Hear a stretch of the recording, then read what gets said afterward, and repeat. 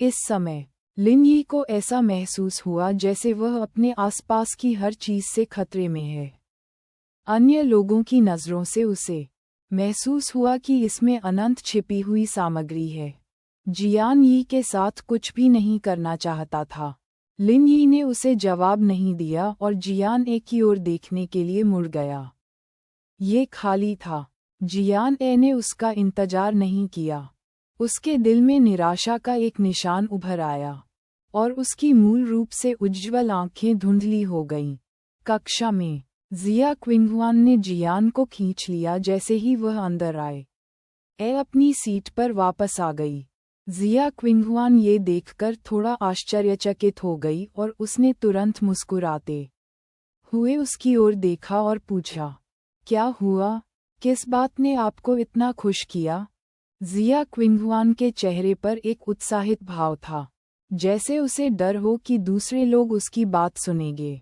वह तुरंत जियान ए के करीब झुक गई और उसके कान में फुसफुसाया, मैं कुछ फिल्मांकन करने जा रही हूँ। फिल्मांकन? जियान ए स्तब्ध रह गया और आश्चर्य से जिया क्विंगहुआन को देखा। जिया क्विंगहुआन की आंखें चमक उठीं और उसने सिर हिलाया और फुसफुसाया, मेरे परिवार समूह के तहत एक मनोरंजन कंपनी ने कुछ समय पहले एक युवा नाटक में निवेश किया था।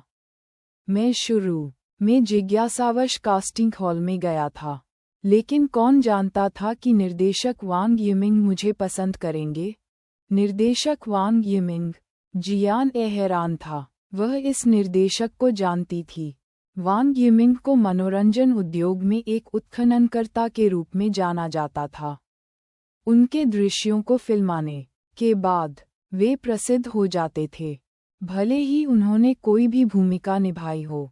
संक्षेप में, हालांकि उनके नाटकों की अक्सर आलोचना की जाती थी, लेकिन जिसने भी उसमें अभिनय किया उसे प्रसिद्ध होने से कोई नहीं रोक सकता था। मनोरंजन उद्योग में प्रसिद्ध होना राजा था। महिला प्रधान? जियान ए भी थोड़ा उत्सुक था और उसने पूछने के लिए जिया क्विंगहुआन का पीछा किया। जब जिया क्विंगहुआन ने ये सुना, तो उसने तुरंत अपनी आंखें घुमा लीं। ये कैसे संभव है? तीसरी महिला प्रधान? मैं मुख्य किरदार की छोटी बहन बनूंगी। ये भी बुरा नहीं है। यू बुयाओ ने तीसरी महिला प्रधान भूमिका के रूप में शुरुआत की, लेकिन अपनी पसंद की भूमिका के कारण उन्होंने कई प्रशंसकों को आकर्षित किया। पिछले साल और इस साल दोनों में उन्होंने सर्वश्रेष्ठ अभिनेत्री का गैलेक्सी अवार्ड जीता। अब वह एक ए-लिस्ट महिला स्टार है। जियान ए मुस्कुराया और जिया क्विंगहुआन को प्रोत्साहित किया। अप्रत्याशित रूप से यू बुयाओ के उल्लेख पर जिया क्विंगहुआन और भी अधिक उत्तेजित हो गया। उसने जियान ए का हाथ खींचा और उसके पैर पटक दिए। लगभग रोने लगी। जियान ए, महिला प्रधान यू बुयाओ है। यह उसकी है। मेरे आदर्श। जियान ए, यून बुयाओ 2 वर्षों तक लगातार सर्वश्रेष्ठ अभिनेत्री का गैलेक्सी अवार्ड जीतने वाली चीन की पहली महिला सेलिब्रिटी थीं। वह युवा नाटक के साथ चाइना टेलीविज़न पुरस्कार जीतने वाली पहली महिला सेलिब्रिटी थीं। इसके अलावा वह तब केवल 17 वर्ष की थी। यू बुयाओ पहले से ही 20 साल की थी। वह पहले से ही युवा पीढ़ी में सबसे सफल और सबसे लोकप्रिय ए-लिस्ट अभिनेत्री थी। हालांकि मनोरंजन उद्योग में एक अलिखित नियम था, जो लोग फिल्मों में अभिनय करते थे, वे टेलीविज़न नाटकों में अभिनय करने वालों को हेय दृष्टि से देखते थे, और जो लोग टेलीविज़न नाटकों में अभिनय करते थे, वे गाने वालों को हेय दृष्टि से देखते थे। यून ब्याओ की प्रबंधन कंपनी ने उन्हें प्यार किया, इसलिए हालांकि यून ब्याओ ने एक टेलीविज़न नाटक में सहायक भूमिका के साथ शुरुआत की। प्रसिद्ध होने के बाद उनके प्रबंधक ने टेलीविज़न नाटकों के लिए स्क्रिप्ट स्वीकार करना बंद कर दिया, लेकिन केवल फिल्में स्वीकार कीं। दूसरी ओर यून बुयाओ का अभिनय कौशल उत्कृष्ट था और उनकी भूमिकाएं और शैलियां विविध थीं। उन्हें देश के मशहूर निर्देशकों ने काफी पसंद किया और महज 2 साल में ही उन्होंने सभी बड़े पुरस्कार अपने नाम कर लिए। पिछले साल स्प्रिंग फ्लावर ऑटम मून नामक फिल्म में एक ग्रामीण लड़की की भूमिका ने उन्हें गैलेक्सी अवार्ड, स्टार अवार्ड और फ्लावर अवार्ड जीता। इन 3 भव्य पुरस्कारों के कारण वह काफ़ी सुर्खियों में रहीं और कोई भी उनकी तुलना नहीं कर सका। यही कारण है कि जियान ए को बहुत आश्चर्य हुआ जब उसने सुना कि मुख्य अभिनेत्री यूं बुयाओ थी। हर कोई जानता था कि निर्देशक वांग यिमिंग ने केवल टेलीविजन नाटक फिल्माए थे। क्या यूं बुयाओ ने केवल फिल्में स्वीकार नहीं की? जियान ए ने बेशर्मी से पूछा। जिया क्विंगहुआन ने ये सुनकर अपने होंठ भींच लिए। पैसा दुनिया को घुमाता है, जाहिर है। यूं बुयाओ से पूछने के लिए टेलीविजन नाटक में अभिनय करने के लिए लौटने पर उन्हें भारी निवेश करना होगा। ये कितने का है? जियान ए ने भौहें चढ़ाकर पूछा। टैक्स के बाद 85 मिलियन युआन। यहाँ तक कि जिया परिवार की बेटी भी मदद नहीं कर सकी। लेकिन जब उसने ये रकम कही तो उसने अपनी गर्दन से कोड़ ली। जियान ए और भी अधिक हैरान था। हालांकि भविष्य में फिल्म उद्योग तेजी से विकसित हो रहा था। 2002 में एक टेलीविजन नाटक में 20 से 30 एपिसोड होते थे। एक नाटक के लिए 85 मिलियन युआन का मतलब था कि प्रत्येक एपिसोड की लागत 4 मिलियन युआन तक थी। इसे आसमान छूती कीमत कहा जा सकता है।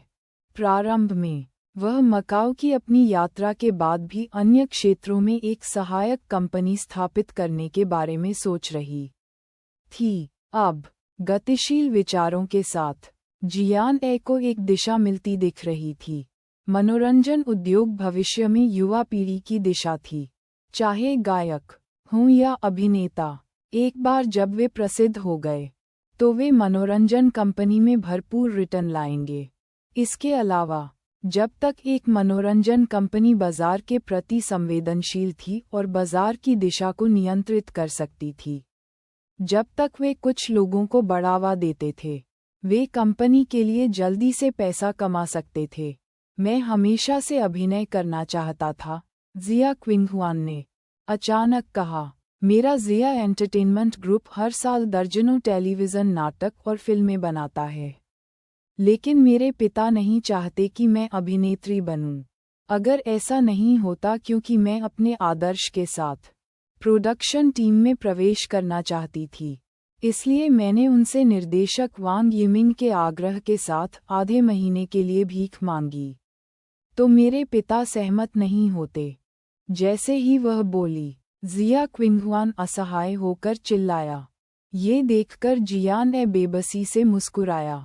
वह समझ गई, जिया ग्रुप जैसे बड़े निगम की बेटी होने के नाते हर कोई निश्चित रूप से उससे प्यार करेगा। एक अभिनेत्री के रूप में वह सतह पर ग्लैमरस दिखती थी, लेकिन वास्तव में उन्हें थकावट का सामना करना पड़ता था। वह शायद अपनी बेटी को ये कठिन काम देने के लिए अनिच्छुक थे। कक्षा में शोर था जब यह अचानक शांत हो गया। जिया क्विंगहुआन को डर था कि दूसरे लोग उसकी बात सुनेंगे, इसलिए उसने तुरंत बात करना बंद कर दिया। जियान ए ने ऊपर देखा और तुरंत समझ गया। लिन यी और जियान यी ने कक्षा में प्रवेश किया। इस अफवाह वाले जोड़े की कक्षा में एक साथ चलने की उपस्थिति ने अफवाहों की पुष्टि की। सभी की निगाहें तुरंत अस्पष्ट हो गईं। लिन यी को पता था कि ऐसा होगा और वह क्षण भर के लिए परेशान हो गया। उसने अपना सिर नीचे किया और तेजी से अपनी सीट पर बैठ गया। दूसरी ओर जियान यी मुस्कुराए। वह शर्मा कर बैठ गई तो उसका चेहरा लाल हो गया था। वह जानता है, जिया क्विंगहुआन ने इसका अनुमान तब लगाया जब उसने लिन यी की अभिव्यक्ति देखी। उसने तुरंत जियान ए की ओर देखा। जियान ए ने धीरे से सिर हिलाया। मैंने उससे कहा। लिन यी ने एक शब्द भी नहीं कहा। उसने अपने बैग से एक पेंसिल केस और एक किताब निकाली। उसने पेंसिल केस खोला और एक सिल्वर ग्रे पेन देखा। जैसे ही लिन यी ने ध्यान से फाउंटेन पेन उठाया, उसकी निगाहें नर्म हो गईं। उनका मूड तुरंत सुधर गया। जियान यी ने ये दृश्य देखा।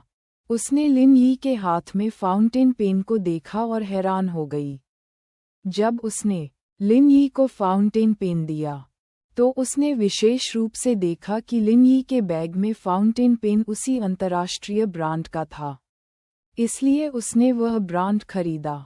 हालांकि लिन यी के हाथ में स्थानीय रूप से निर्मित गोयू फाउंटेन पेन था।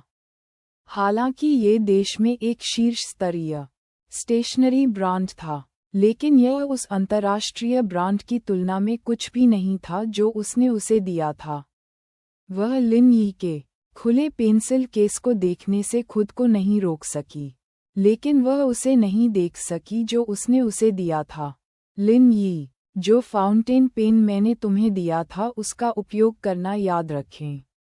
हालांकि यह एक सीमित संस्करण है, आपको इसका उपयोग करने में झिझक महसूस करने की ज़रूरत नहीं है। जियान यी कहने से खुद को रोक नहीं सका। मैंने उसे पीछे छोड़ दिया है जो आपने मुझे हॉट स्प्रिंग विला में दिया था, लिन यी ने बिना किसी माफ़ी के भावहीन स्वर में कहा। जियान यी, क्या वह विशेष रूप से इसकी तलाश में वापस नहीं गया? क्या ऐसा हो सकता है कि उस दिन धुआं इतना तेज था कि उसे पता नहीं चल सका? इस विचार पर जियान यी को राहत महसूस हुई। वह समझकर मुस्कुरा दी। ये सच है, आग इतनी भीषण थी और विला धुएं से भर गया था। जाहिर है आप इसे ढूंढ नहीं पाएंगे, कोई बात नहीं। यदि आपने वह खो दिया है तो ठीक है, मैं तुम्हें बाद में एक और दूंगा। जियान यी ने लिन यी के हाथ में सिल्वर ग्रे पेन को देखा। क्या आपको अब भी गोयू फाउंटेन पेन पसंद है? जियान यी की आवाज़ कोमल और नर्म थी। हालांकि लिन यी भ्रमित था और उसे लगा कि जियान यी शोर कर रहा था। उसकी सुंदर भौहें अवचेतन रूप से सिकुड़ गईं और लिन यी ने अधीरता से कहा, क्या आप थोड़ी देर के लिए शांत हो सकते हैं? जियान यी, भले ही वह इसे स्वीकार नहीं करना चाहती थी, लेकिन लिन यी के गुस्से को देखना मुश्किल नहीं था। जियान यी ने अपने होंठ भींचे और व्यथित होकर लिन यी की ओर देखा। लिन यी ने उसकी ओर देखा भी नहीं। जियान यी को लंबे समय तक अन्याय महसूस हुआ, लेकिन फिर भी उसने खुद को इसे रोकने के लिए मजबूर किया। लिन यी मूर्ख नहीं थी। वह एक सप्ताह तक स्कूल में नहीं था और फिर भी स्कूल में उसके और जियान यी के बारे में अफवाहें फैल गई थीं। इसके बारे में सभी को पता था। उसे अंधेरे में रखा गया क्योंकि वह आसपास नहीं था, लेकिन चूंकि दूसरा पक्ष इसमें शामिल था, तो क्या जियान यी को चीज़ों को समझाना और स्पष्ट नहीं करना चाहिए? यदि जियान यी संदेह से बचना चाहती थी, तो वह उससे बचती और उसके साथ ठंडा व्यवहार करती, लेकिन ऐसा लगा कि इस अफवाह का जियान यी पर कोई असर नहीं हुआ। उसने उसके प्रति असामान्य चिंता और गर्मजोशी भी दिखाई। लिन यी के दिल में जियान यी अधिकतम एक स्थानांतरण छात्र था। दोनों एक दूसरे को बहुत कम समय से जानते थे और उन्हें दोस्त भी नहीं माना जा सकता था। वह उसके प्रति इतनी चौकस क्यों थी? वे अब बच्चे नहीं थे, 14 या 15 साल की उम्र में। यह वह समय था जब हार्मोन स्रावित होते थे। हर कोई रिश्तों को लेकर बहुत संवेदनशील था। उसके लिए जियान यी की भावनाएं उसके चेहरे पर लिखी हुई थीं। हालांकि लिन यी के पास जियान यी के विचारों की परवाह करने का समय नहीं था। उसका सारा ध्यान जियान ए पर था और उसके विचार परस्पर विरोधी थे। उसे उम्मीद थी कि जियान ए कम से कम पूरी घटना के कारण दुखी होगी, लेकिन उसे ये भी डर था कि जियान ए इस वजह से दुखी होगी। हालांकि ये देखकर कि जियान ए दुखी नहीं था, बल्कि वही दुखी था। दूसरी अवधि के दौरान जब जियान यी बाथरूम में गया, यान तियान लिन यी के पास गया। क्या गलत है? आप पूरी सुबह एक लंबा चेहरा खींचते रहे हैं।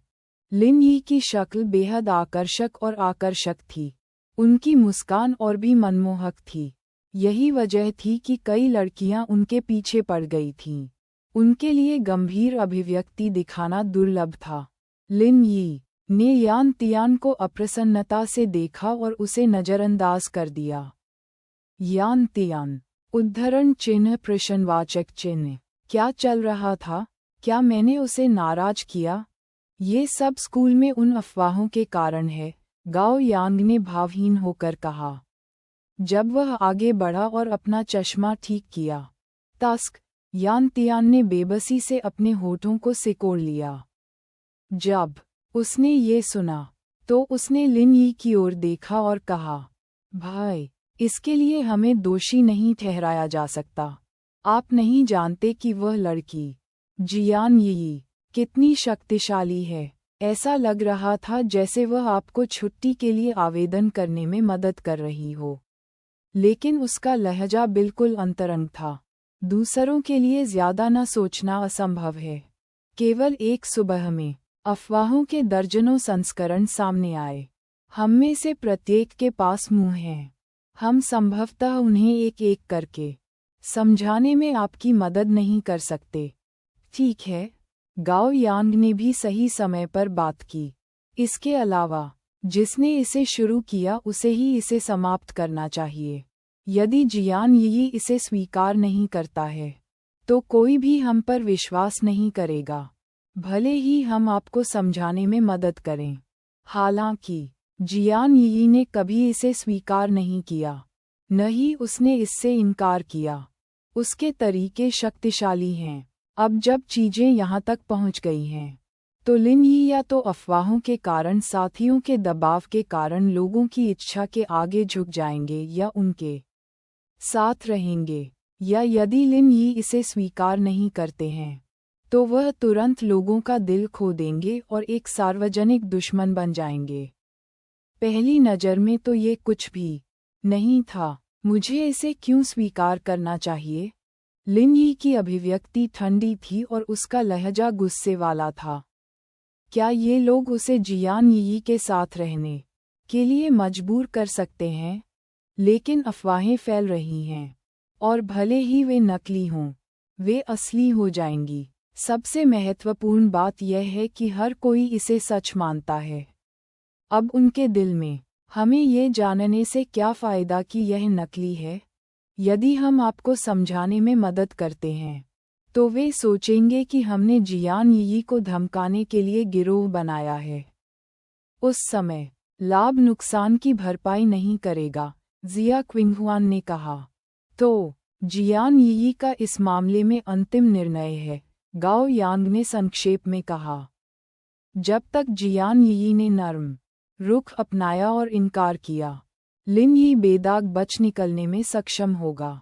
हालांकि अगर जियान यी चुप रहा, तो लिन यी केवल एक बदमाश के रूप में समाप्त होगा यदि वह छोड़ना चाहता है।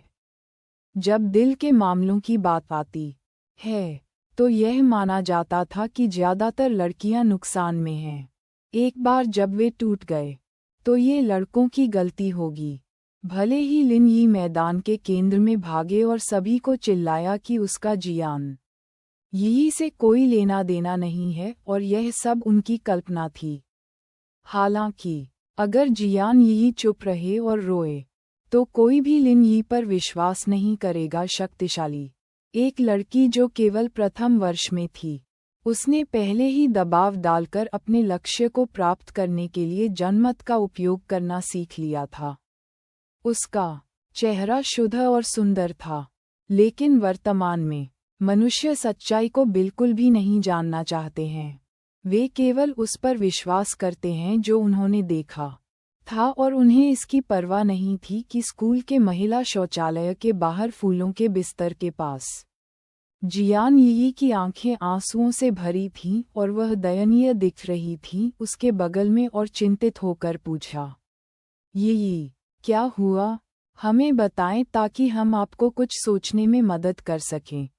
जियान यी ने अपने होंठ भींचे और जबरन मुस्कुराहट के साथ अपना सिर हिलाया। मैं ठीक हूँ, तुम ठीक कैसे हो? शीजी ने चिंतित अभिव्यक्ति प्रकट की। लिन यी आज स्कूल लौट आई, क्या आपको खुश नहीं होना चाहिए? क्या तुम दोनों में लड़ाई हुई? जियान यी ने जल्दी से अपना सिर हिलाया। नहीं, नहीं, हम ऐसा क्यों करेंगे? क्या गलत? ली लिनलिन ने पूछा। हालांकि वे दोनों लिन यी के प्रशंसक थे और शुरू में उन्होंने लिन यी के करीब आने के लिए जियान यी से संपर्क किया था। इतने दिनों तक अविभाज्य रहने के बाद वे दोनों लंबे समय से जियान यी के सरल और दयालु चरित्र के कायल थे। अब वे उसके प्रति अधिक ईमानदार थे, ये देखकर कि उसके दो दोस्त जाने देने को तैयार नहीं थे। जियान यी ने एक कठिन अभिव्यक्ति प्रकट की और धीरे से कहा, ये सिर्फ इतना है कि मैंने लिन यी को उसके जन्मदिन पर एक केट सीमित संस्करण फाउंटेन पेन दिया था, लेकिन उसने गलती से इसे खो दिया। मैं बस थोड़ा दुखी हूँ। बोलते समय वह लिन यी को समझाने में मदद करना नहीं भूली। उसका यह मतलब नहीं था, मैं उसे दोष देने का इरादा नहीं रखता। वह इतना मूल्यवान उपहार कैसे खो सकता है? शी जी जियान यी के लिए पछताते दिखे। इसके बजाय ली लिनलिन ने सिर हिलाया और जियान यी को सांत्वना दी, चूंकि उसका यह मतलब नहीं था। यी, उदास मत हो। लिन यी अवश्य ही स्वयं को दोषी ठहरा रहे होंगे। इसमें कोई आश्चर्य नहीं कि वह पूरी सुबह मुस्कुराए नहीं। ली लिनलिन ने तुरंत लिन यी की उदास अभिव्यक्ति को जियान यी के शब्दों से जोड़ दिया। जियान यी को सुबह उदास महसूस हुई जब उसने लिन यी के उसके प्रति रवैये के बारे में सोचा। हालांकि उसने इसे अपने चेहरे पर नहीं दिखाया, न ही उसने कुछ भी समझाया। उसने केवल सिर हिलाया और दोहराया, आप सही हैं। अगर मैं दुखी हूँ तो लिन यी खुद को और भी अधिक दोषी ठहराएगा। ये सिर्फ एक फाउंटेन पेन है। अगर भविष्य में मुझे मौका मिला तो मैं उसे एक और मौका दूंगा। ये देखकर कि जियान यी कितनी विचारशील थी, शी जी और ली लिनलिन ने तुरंत उसकी प्रशंसा करना शुरू कर दिया। यी, आप वास्तव में दूसरों के लिए सब कुछ सोचते हैं। यी, आप बहुत दयालु हैं। मुझे डर है कि भविष्य में लिन यी तुम्हें धमकाएगा। जियान यी ने अपने दोस्तों की प्रशंसा का मन ही मन आनंद लिया, लेकिन वह फिर भी शर्मा गई और उन दोनों से इसे रोकने के लिए कहा। संयोग से 2 छोटी अवधियों के बाद ये खबर कि जियान यी ने लिन यी को केट फाउंटेन पेन दिया, बेवजह फैल गई। यदि यह उनका असाधारण रिश्ता नहीं होता तो लिन यी इतना मूल्यवान उपहार कैसे स्वीकार कर सकती थी? उनके रिश्ते की अफवाहें फिर से सामने आईं और इतनी तेज थीं कि लिन यी दोपहर का खाना भी नहीं खा सके। केवल हम जैसे लोग जिन्होंने आपका जन्मदिन मनाया है, वे ही इसके बारे में जानते हैं। हम निश्चित रूप से इसके बारे में बात नहीं करेंगे। यान तियान खाना खा रहा था और वह स्पष्टीकरण देने के लिए दौड़ा। गाओ यांग ने ये भी कहा, आप मैंग्याओ को भी जानते हैं। वह मूल रूप से ऐसी किसी भी चीज़ की परवाह नहीं करेगी जिसका मुझसे कोई लेना देना नहीं है। हालांकि गाओ यांग उदासीन दिखे, लेकिन वह यू मैंग्याओ को अच्छी तरह से जानते थे और उन्होंने तुरंत उसका बचाव किया। लिन यी भ्रमित था और उसने अपना भोजन नहीं छुआ। उसने दूर से जियान यी को देखा और देखा कि वह अपने बगल वाले व्यक्ति के साथ बात कर रही थी और हंस रही थी, जैसे कि उससे कोई प्रभाव नहीं पड़ा हो। लिन यी को पहले कभी इस तरह धोखा नहीं दिया गया था और वह पहले से ही गुस्से में था। इतना मासूम और खूबसूरत इंसान इतना दबंग क्यों होगा? लिन यी को नहीं पता था कि जियान यी उसे पसंद करती है या उसे नुकसान पहुंचाने की कोशिश कर रही है। लिन यी इधर उधर घूमने वालों में से नहीं थी, जैसे कि वह अपने धैर्य की सीमा तक पहुंच गया हो। वह तुरंत अपनी कुर्सी से उठ खड़ा हुआ और तेजी से जियान यी की ओर चल पड़ा। जब यान तियान और गाओ यांग ने ये देखा तो उनका दिल जोर से धड़क उठा। जब उन्होंने सुबह जिया क्विंगहुआन के शब्दों के बारे में सोचा तो वे दोनों मदद नहीं कर सके। लेकिन एक दूसरे को देखा और जल्दी से उसका पीछा किया। सभी ने लिन यी की हरकत देखी और पलट कर देखा। इससे पहले कि कोई प्रतिक्रिया दे पाता, लिन यी पहले ही जियान यी के सामने आ चुकी थी। जियान यी खा रही थी, इसलिए वह दंग रह गई, ये देखकर कि यह लिन यी है। जियान यी मुस्कुराया और मासूमियत से पलकें झपकाईं। लिन यी, शी जी और ली लिनलिन दोनों के चेहरे पर ईर्ष्या के भाव थे, क्योंकि वे जियान यी और लिन यी को देखकर अर्थपूर्ण ढंग से मुस्कुरा रहे थे। हालांकि लिन यी की अभिव्यक्ति अच्छी नहीं थी। यान तियान और गाओ यांग आगे बढ़े और धीरे से लिन यी का हाथ खींच लिया। यान तियान ने उसे धीरे से याद दिलाया, लिन यी, जल्दबाजी मत करो, उनके आसपास बहुत सारे लोग थे। अगर यह मामला तूल पकड़ गया तो किसी के लिए अच्छा नहीं होगा। इसके अलावा जिया क्विंगहुआन को समझ में आया, अगर जियान यी ने इसे स्वीकार कर लिया तो सब कुछ तय हो सकता है। हालांकि अगर जियान यी सहमत नहीं होते तो मामले को सुलझाने का कोई रास्ता नहीं होता। हालांकि लिन यी अब खुद पर नियंत्रण नहीं रख सके। चीजें और भी हास्यास्पद होती जा रही थीं। यदि उसने समय रहते क्षति नहीं रोकी तो कौन जानता था कि क्या होगा। सबसे महत्वपूर्ण बात यह है कि उसने पहले ही जियान ए के सामने कबूल करने के बारे में सोच लिया था। हालांकि अब उसके और जियान यी के बीच चीजें अस्पष्ट लग रही थीं। वह जियान ए को उसे कैसे स्वीकार करने दे सकता था। लिन यी ने अपने दांत पीस लिए और जियान यी की ओर देखा। आइए अब इसे सभी को समझाएं। हर किसी के चेहरे पर एक सार्थक अभिव्यक्ति थी, लेकिन लिन यी अपने गुस्से पर काबू नहीं रख सके। यहाँ तक कि जब वह जियान यी को देख रहा था तो उसकी आंखें भी जल रही थीं। क्या उन्होंने लड़ाई की? आसपास के छात्रों ने मन ही मन सोचा, लेकिन उन्हें लिन यी की बातें समझ नहीं आईं। जियान यी को देखते हुए वह और भी अधिक भ्रमित लग रही थी और भयभीत हिरण की तरह मासूम थी। लिन यी, आप, क्या गलत है? जियान यी की आवाज़ सावधानी के साथ थोड़ी कांप रही थी। उसकी चमकीली आंखों ने तुरंत सभी लड़कों को उसकी रक्षा करने के लिए प्रेरित कर दिया। मूर्खतापूर्ण अभिनय, लिन यी ने अपने दिल में व्यंग्य किया। जियान यी वैसा ही था जैसा किंगहुआन ने कहा था। वह जानबूझकर ऐसा कर रही थी। आपके और मेरे बारे में अफवाहें बहुत रोमांचक हैं। क्या आप कुछ कहना नहीं चाहते? लिन यी ने अपनी भावनाओं को दबाने और जियान यी को एक आखिरी मौका देने की पूरी कोशिश की। अन्य लोगों ने भी जियान यी की ओर देखा। एक क्षण के लिए वे भ्रमित हो गए। उन्हें आश्चर्य हुआ कि उन दोनों के बीच क्या चल रहा है। लिन यी की आवाज़ के स्वर ने जियान यी को इतना डरा दिया कि उसकी आंखों में तुरंत आंसू आ गए। उसने अपने पतले होंठ काटे और अपना सिर हिलाया, लेकिन फिर भी उसने जाने से इनकार कर दिया। लिन यी, आप मुझे डरा रहे हैं। मुझे नहीं पता कि आपका क्या मतलब है। लिन यी, वह एक लड़की है, इसलिए इतना आक्रामक होने की कोई ज़रूरत नहीं है ना? यह सही है। देखो जियान यी कितना डरा हुआ है। जियान यी आपके प्रति बहुत अच्छा है और उसने आपको इतना महंगा फाउंटेन पेन भी दिया है। क्या आप उसके साथ इस तरह का व्यवहार करने के लिए अति नहीं कर रहे हैं? उनके आसपास के कुछ लड़के इसे बर्दाश्त नहीं कर सके। कुछ ऐसे प्रशंसक थे जिनके दिलों पर जियान यी ने बहुत पहले ही कब्जा कर लिया था। उन्होंने तुरंत उसका बचाव किया। फाउंटेन पेन का नाम सुनते ही लिन यी की आंखों के सामने अंधेरा छा गया। जियान यी हैरान और भयभीत था।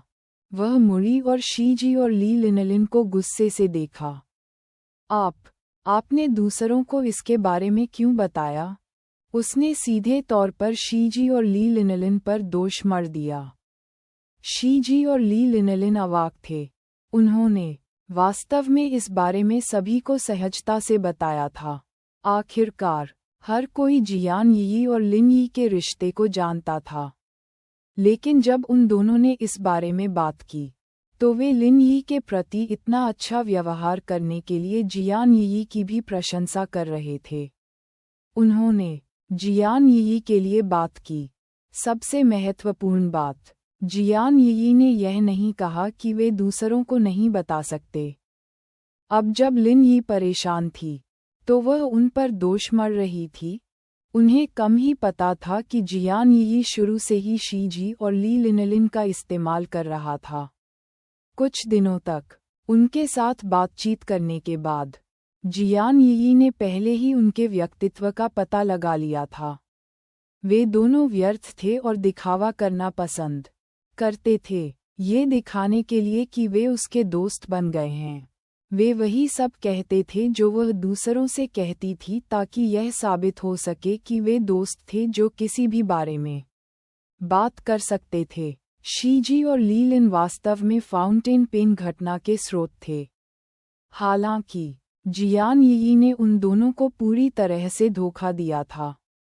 कहा जा सकता है कि उन्हें बेच दिया गया था, लेकिन यहाँ तक कि कमाए गए पैसे को गिनने में भी मदद मिली। लिन यी की शीतलता और जियान यी के सवालों का सामना करते हुए शीजी और ली लिनलिन ने एक दूसरे की ओर देखा, न जाने कैसे प्रतिक्रिया दें। जियान यी स्पष्ट रूप से उन दोनों को अब और बात नहीं करने देगी। उसने तुरंत माफ़ी मांगते हुए लिन यी से कहा, मुझे क्षमा करें लिन यी, मैंने बस इसका जिक्र गलती से कर दिया। मुझे उम्मीद नहीं थी कि ये दूसरों तक पहुंचेगा।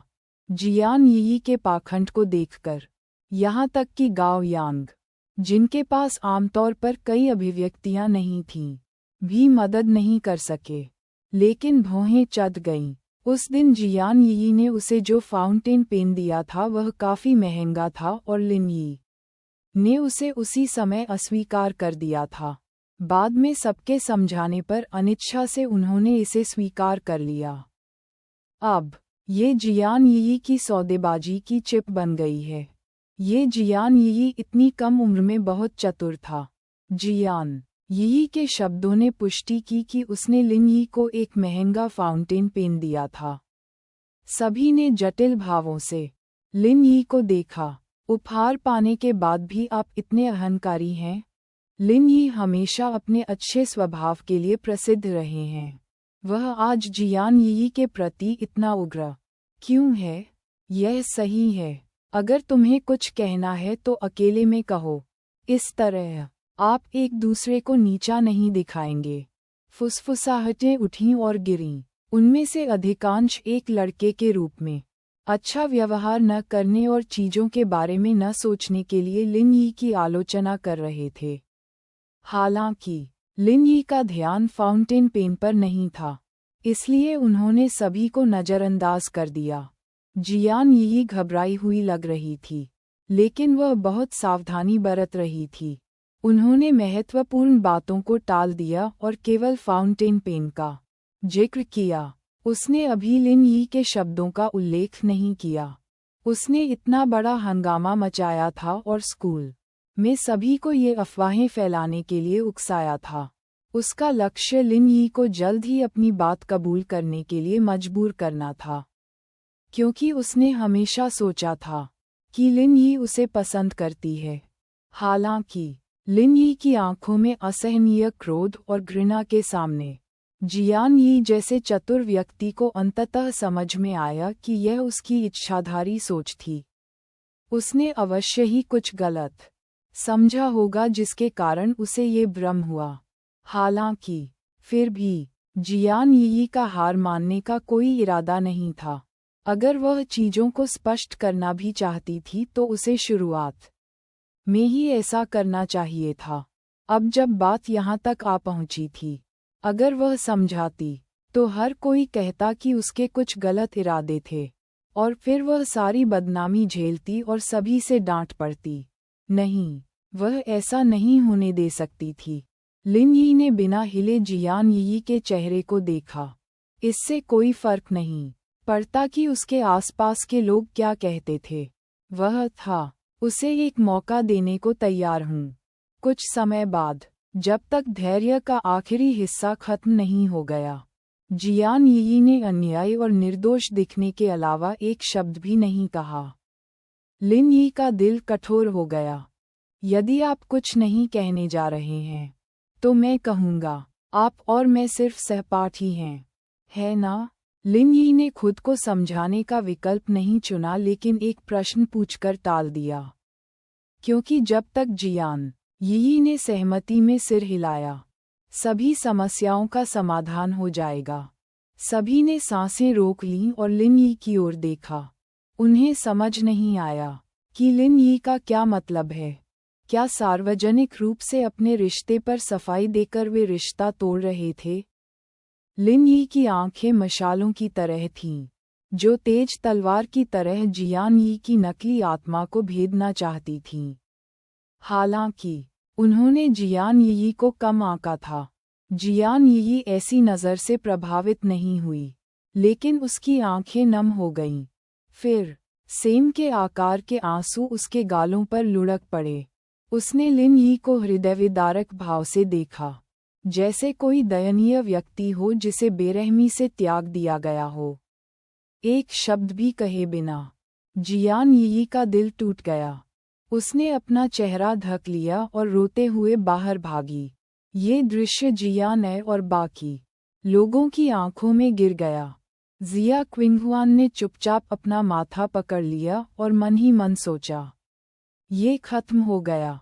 ये कहा जा सकता है कि जैसे पुण्य 1 फुट ऊपर उठता है, बुराई 10 फुट ऊपर उठती है।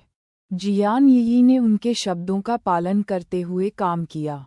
न केवल वह पीछे नहीं हटी, बल्कि उसने पीड़ित होने का नाटक किया और भाग गई। इसने लिन यी को अपना बचाव करने में मुश्किल स्थिति में डाल दिया। यदि वे एक साथ नहीं थे, तो जियान यी इतना दुखी क्यों था? यही कारण है कि जियान यी इतना चतुर था। स्थिति जितनी अधिक अस्पष्ट थी, लिन यी उतना ही स्पष्ट रूप से चीजों को समझा नहीं पा रही थी। वह जितना अधिक दुखद व्यवहार करती, उतनी ही अधिक लोग उसके प्रति सहानुभूति रखते और उस पर दया करते। शीजी और ली लिनलिन ने निराश होकर लिन यी को देखा और तेजी से जियान यी का पीछा किया। बचे हुए अधिकांश लोग आलोचनात्मक दृष्टि डाल रहे थे। केवल एक अल्पसंख्यक को लगा कि इससे उनका कोई लेना देना नहीं है, और वे सिर्फ शो देखने के लिए यहाँ आए थे। इस समय लिन यी का दिल एक जंक्शन की तरह था जो अवरुद्ध हो गया था। गुस्से की एक लहर उसके सीने में अटक गई थी, ऊपर या नीचे जाने में असमर्थ थी।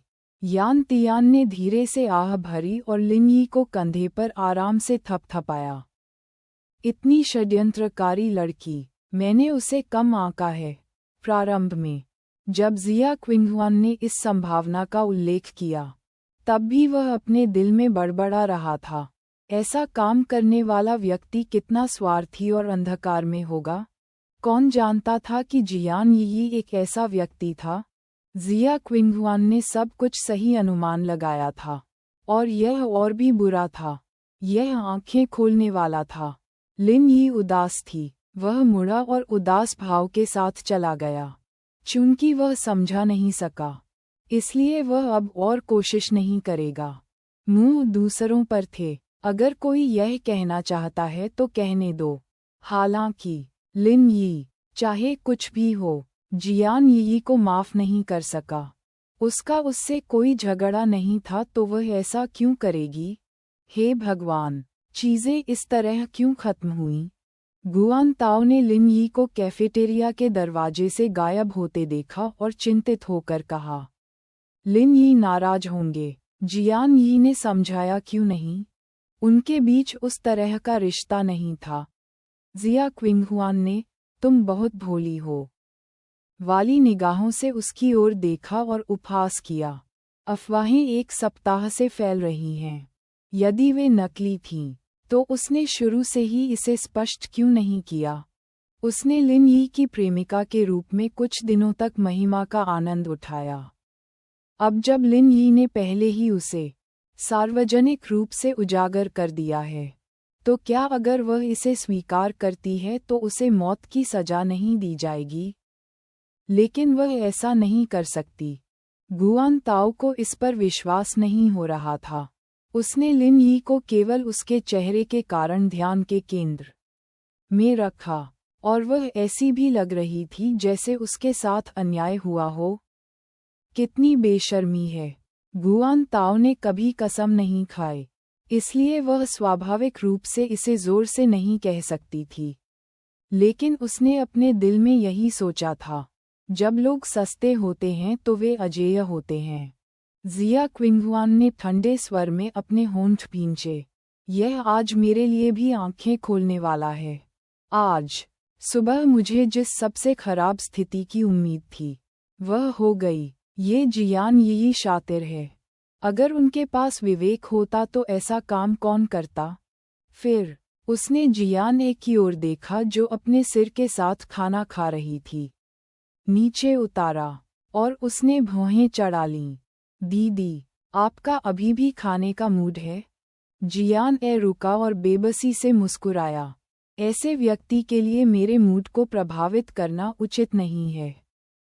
इसके अलावा मैंने सुबह से कुछ भी नहीं खाया है। जियान ने, जाओ और लिन यी को बाद में मनाओ। इस समय यान तियान और गाओ यांग उनके पक्ष में चले गए। यान तियान ने जियान ए की ओर देखा और उसे बताया। जिया क्विंगहुआन ने भी सिर हिलाया। मूर्ख मत बनो, तुम्हें अच्छी तरह से पता होना चाहिए कि लिन यी जियान यी के साथ संबंध तोड़ने के लिए क्यों उत्सुक है। जाओ और उसे मनाओ। जियान ने, गाओ यांग भी लिन यी के बारे में चिंतित थे, इसलिए उन्होंने असहाय होकर कहा, मुझे लगता है कि आप एकमात्र व्यक्ति हैं जिसकी वह अब सुनेंगे। लिन यी को चीजों की तह तक जाना पसंद है। जियान यी ने आज उसे धोखा दिया। अगर कोई उसकी मदद नहीं करता है तो उसके लिए इससे उबरना बहुत मुश्किल होगा। ठीक है, हर कोई एक के बाद एक बोला, और जियान ए केवल सहमति में सिर हिला सका। भले ही इस मामले का उससे कोई लेना देना न हो, फिर भी वह इस बारे में कुछ न करना बर्दाश्त नहीं कर सकती थी। यह अच्छा था कि लिन यी इसे संभाल सकता था, लेकिन वह जियान यी का मुकाबला नहीं कर सकता था। स्कूल भवन के पीछे बास्केटबॉल कोर्ट में दोपहर का सूरज कुछ चमकीला था। अप्रैल में बैयून शहर अभी अभी गर्म हुआ था, यहाँ तक कि जब दोपहर के समय तापमान अपने उच्चतम स्तर पर था, तब भी ठंडक बनी हुई थी। बास्केटबॉल कोर्ट खाली था और केवल लिन यी ही शॉट लगा रही थी। उनका लंबा शरीर हवा में उछल गया और उन्होंने पेशेवर और सुंदर ढंग से गेंद फेंकी। गेंद ने हवा में एक सुंदर चाप खींचा और सटीक रूप से टोकरी में जा गिरी। ये लगातार चलता रहा और लिन यी को थकान का पता ही नहीं चला। कुछ ही समय बाद पसीने की एक पतली परत बाहर निकल आई। लिन यी का चिकना माथा सूरज की रोशनी में चमक रहा था, लेकिन उसका सुंदर चेहरा बिना किसी भावना के ठंड से ढका हुआ लग रहा था। जब जियान ए बास्केटबॉल कोर्ट में पहुंची तो उसने यही दृश्य देखा। वह मन ही मन मुस्कुराने से खुद को नहीं रोक सकी। लिन यी लिन परिवार के युवा स्वामी थे। जब वह छोटा था तब से ही उसे बहुत लाड़ प्यार मिला था और वह स्कूल में सबसे सुंदर लड़का था। हर जगह उसकी तलाश की जाती थी। वह मेधावी और सरल थे, और संभव है कि उन्हें अपने पूरे जीवन में कभी भी इतना नुकसान नहीं हुआ हो। वह नहीं जानता था कि दुष्ट हृदय किसे कहते हैं और समाज कितना दुष्ट होता है। हालांकि जियान ए को उनकी यह गुस्से वाली हरकत ही प्यारी लगी। हालांकि जिसके बारे में बात करते हुए जियान यी जियान समूह की बेटी थी। जियान समूह और लिन समूह दोनों बैयून शहर के 4 प्रमुख परिवारों में से एक थे। लिन यी की तरह जियान यी भी एक समृद्ध पारिवारिक माहौल में पले बढ़े। ये कहना उचित था कि एक लड़की लाड़ प्यार से गौरवान्वित होती है, लेकिन जियान यी का स्वार्थ और चतुराई कहाँ से आए? उसने एक बार जियान चांगशिंग और कियाओ शुई को देखा था। जियान यी को ये दुष्ट व्यक्तित्व किससे विरासत में मिला, या उसमें कोई जन्मजात प्रतिभा थी? ज्यादा सोचना न चाहते हुए जियान सीढ़ियों से नीचे चला गया। ऐसा लगा जैसे लिन यी ने कुछ नोटिस किया हो और ऊपर देखा हो। ये जियान था। लिन यी ने गेंद को टोकरी में फेंक दिया और उसे नज़रअंदाज कर दिया। वह जियान की ओर चला गया। इस समय उसका मूड खराब था और वह किसी को देखना नहीं चाहता था। लेकिन जियान एक अपवाद था। तुम यहाँ क्यों हो? लिन यी ने उदासीनता से बात की। हालांकि उसकी सामान्य चमकदार मुस्कान चली गई थी, उसका लहजा अभी भी धीमा था और कानों को अच्छा लग रहा था। जियान मंद मंद मुस्कुराई, और ऐसा लगा मानो उसकी आंखों में नाशपाती का फूल खिल गया हो। उसने लिन यी की ओर देखा और धीरे से कहा, मैं पराजित होने के बाद आपके कमजोर दिल को आराम देने के लिए यहाँ हूँ। लिन यी हंसने के अलावा कुछ नहीं कर सकी। ऐसा लग रहा था कि उसके दिल की धुंध जियान द्वारा दूर कर दी गई है। लिन यी ने असहायता से अपना सिर हिलाया। मैं यह नहीं कह सकता कि यह एक झटका है, लेकिन मैं थोड़ा उदास हूँ। जैसे ही उन्होंने बोलना समाप्त किया, लिन यी ने स्पष्ट आंखों से जियान की ओर देखा और कहा, क्या आप मुझ पर विश्वास करते हैं? जियान ने अपनी भौहें उठाईं और सिर हिलाया। बिल्कुल, अच्छी बात है। लिन यी राहत में मुस्कुराईं। मुझे इसकी परवाह नहीं है कि दूसरे क्या सोचते हैं, जब तक जियान ने उस पर विश्वास किया। लिन यी के स्वर में अर्थ को महसूस करते हुए जियान ने अपने दिल में आह भरी और मन ही मन सोचा, अगर लिन यी ने सिर हिलाया होता और सहमति व्यक्त की होती जब उसने कबूल किया, तो क्या पुनर्जन्म के बाद वह लिन यी की प्रेमिका नहीं होती?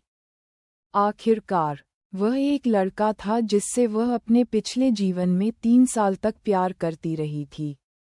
दुर्भाग्य से उसे अस्वीकार कर दिया गया था, चूंकि उन्होंने पहले ही रेखा खींच दी थी।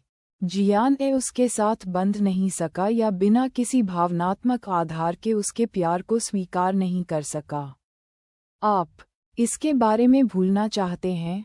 जियान ने लिन यी से पूछा। जब लिन यी ने ये सुना, तो वह फूट फूट कर मुस्कुराया और अपना सिर हिलाया। नहीं, मैं अब जियान यी के साथ कोई संबंध नहीं रखना चाहता। इस लड़की ने उसे घृणित महसूस कराया। जियान को पता था कि लिन यी कोई ऐसा व्यक्ति नहीं है जो बदला लेगा, इसलिए वह निश्चित रूप से जियान यी जैसी लड़की से नहीं लड़ेगा। हालांकि भले ही लिन यी इसे जाने देना चाहें, जियान यी शायद नहीं रुकेंगे। इसके अलावा लिन यी उसकी बराबरी की नहीं थी। रहने भी दो। जियान ने अपने दिल में आह भरी और लिन यी की ओर देखा। मैं इसे सुलझाने में आपकी मदद करूंगा। लिन यी स्तब्ध रह गया, और जियान की ओर देखते ही उसकी अभिव्यक्ति स्थिर हो गई। थोड़ी देर बाद लिन यी ने अपना सिर हिलाया। भूल जाओ, मैं तुम्हें इसमें नहीं घसीटना चाहता। इसके अलावा उन्होंने जियान यी के तरीकों का पहले भी अनुभव किया था। वह जियान को कष्ट नहीं होने देगा। वह पहले से ही बहुत प्रभावित था कि जियान ये कहने के लिए खड़ा हुआ। अप्रत्याशित रूप से जियान को इसकी बिल्कुल भी परवाह नहीं थी। उन्होंने कहा, मैं 3 दिन में सच्चाई बता दूंगी। लिन यी। जियान की आंखें जल रही थीं जैसे कि उसने सब कुछ योजनाबद्ध कर लिया हो। लिन यी हैरान और घबराई हुई थी। उन्होंने पूछा, आप क्या करने की योजना बना रहे हैं? आपको इसके बारे में चिंता करने की ज़रूरत नहीं है। अफवाहें इन दिनों बंद नहीं होंगी। आपको बस अपना रवैया समायोजित करना होगा और सब कुछ मुझ पर छोड़ देना होगा। जियान मुस्कुराया और जवाब नहीं दिया। लिन यी ने कुछ कहने के लिए अपना मुंह खोला, लेकिन जियान ने पलटकर अपना हाथ लहराया। मेरे बारे में चिंता मत करो। जियान ए की पतली काया को दूर जाते देख लिनयी की आंखें चमक उठीं। उसका हृदय और भी अधिक गर्म हो गया। जैसा कि जियान ए ने कहा था, दोपहर के समय कैफेटेरिया का दृश्य तुरंत एक भयंकर अफवाह में बदल गया और कुछ ही समय में सभी को इसके बारे में पता चल गया। पीड़ित के रूप में सभी ने जियान यी पर दया की। असली पीड़ित लिन यी एक गन्ना आदमी में बदल गया था क्योंकि हवा उसकी दिशा में बह रही थी। गन्ना आदमी क्या था? इसका मतलब ये था कि हर किसी ने सोचा था कि वह शुरू में मीठा था, लेकिन अंत में उन्हें केवल एक कौर ही मिला। हर किसी को आश्चर्य इस बात से हुआ कि लिनयी दोपहर के समय गुस्से में कैफेटेरिया से बाहर चली गईं। हालांकि जब उन्होंने उसे दोबारा देखा तो उसने ऐसा व्यवहार किया जैसे कुछ हुआ ही न हो। सबने मन ही मन सोचा कि वह सचमुच बहुत बड़ा बदमाश है। कक्षा शुरू होने से पहले लिनयी कक्षा में लौटने से पहले अपना चेहरा धोने गया। जियान यी अपनी सीट पर बैठी थी। जब उसने लिनयी को देखा तो उसने कड़वी अभिव्यक्ति प्रकट की। यह अज्ञात था कि वह किसके लिए अभिनय कर रही थी। जियान ए की बातें सुनने के बाद लिनयी ने जियान यी को नज़रअंदाज कर दिया। वह तेजी से अपनी सीट पर चला गया और उसकी ओर देखे बिना ही बैठ गया। जियान यी को पता था कि उसने क्या किया है। लिनयी से बात करने की पहल करना उसके लिए अच्छा नहीं था। वह केवल चुपचाप अपनी हथेलियों में अपने नाखून गड़ा सकती थी। वह अब भी दयनीय लग रही थी। लिनयी अचानक घूम गईं और जियान यी खुश हो गईं। लिनयी ने उसकी ओर देखा और गाओ यांग पर अपनी दृष्टि डाली। उन्होंने शांत स्वर में कहा, गाओ यांग, क्या हम आज रात सिनेमा देखने चलेंगे? जियान यी। गाओ यांग ने भावहीन ढंग से सिर हिलाया। जब यान तियान और जिया किंगहुआन ने लिनयी की हालत देखी तो उन्हें पता चला कि दोपहर के समय जियान ए का आराम प्रभावी था। जरूर। जिया किंगहुआन ने अपनी आवाज़ धीमी की और जियान ए से कहा, आपका सौंदर्य जाल तुरंत काम कर गया। लिनयी ठीक लग रही हैं। जियान ए ने अधीरता से अपनी आंखें घुमाईं और कहा, यहाँ तक कि स्क्रिप्ट भी आपके शब्दों को नहीं रोक सकती। जिया किंगहुआन की मेज पर स्क्रिप्ट का एक मोटा ढेर था। ये पहला टेलीविज़न नाटक था जिस पर वह फिल्म बनाने वाली थीं, जिसका नाम था एक परी होगी जो मेरी ओर से तुमसे प्यार करती है। जियान ए, मुझे स्कूल के बाद की भूमिका का विश्लेषण करने में मदद करो। मैं कुछ चीज़ों का पता नहीं लगा सकता। जिया किंगहुआन के लिए नर्म होना दुर्लभ था। हालांकि जियान ए को अभिनय में कोई दिलचस्पी नहीं थी, लेकिन उन्हें भूमिकाओं का विश्लेषण करने में कोई समस्या नहीं होनी चाहिए। बाद में मेरे घर आना। विद्यालय? जियान ए ने पूछा। जिया किंगहुआन ने उत्साह से सिर हिलाया।